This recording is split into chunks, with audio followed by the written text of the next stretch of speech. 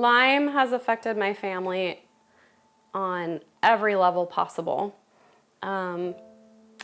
Before my diagnosis, I was working full-time as a med-surg nurse and a pediatric nurse.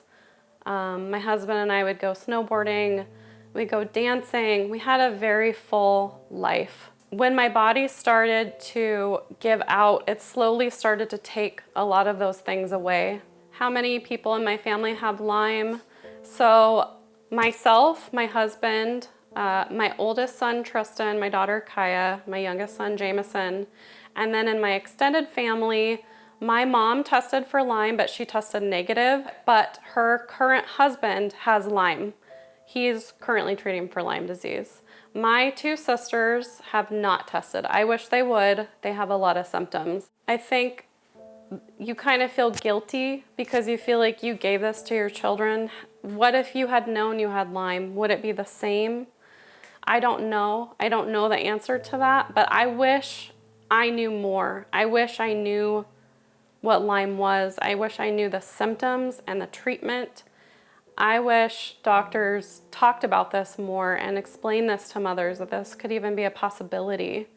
And I think that my health and their health could have been better earlier on than having to suffer through all those symptoms for so many years.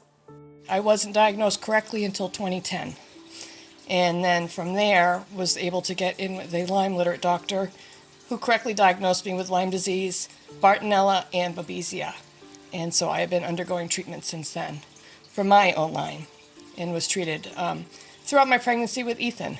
And now we have Ethan, and he has recently been diagnosed with congenital Lyme and Babesia as well. I actually didn't get treatment for my Lyme disease that I was infected with until I was in my late 20s, after I had already been a researcher in college, out of college, and then working. It wasn't long after I was started treatment that I had gotten pregnant, though. So I treated entirely through my pregnancy. I had probably given her Lyme without knowing it because her IgG levels were so high. And this was not an acute infection that she had just got a couple months prior. This was something that was in her system.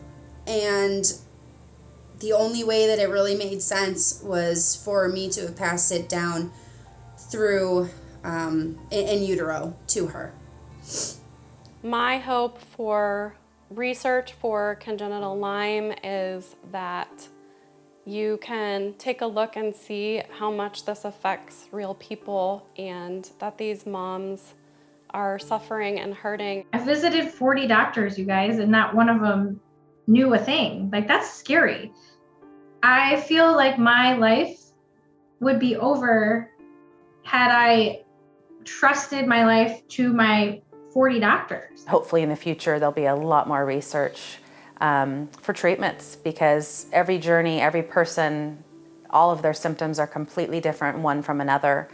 And so many ailments can mimic other diseases or other diagnoses. If you actively know you have Lyme disease, you need to know you can pass it on to your child. You need to understand that this is a real possibility. I did everything that I was supposed to keep Ethan safe during my pregnancy. I did all of the medications that the doctors prescribed. All of the testing that we did after he was born came back negative. And yet he still ended up coming down with congenital Lyme. I would just like to see as much research as possible done to show that Lyme can be chronic and it can be passed from mother to child.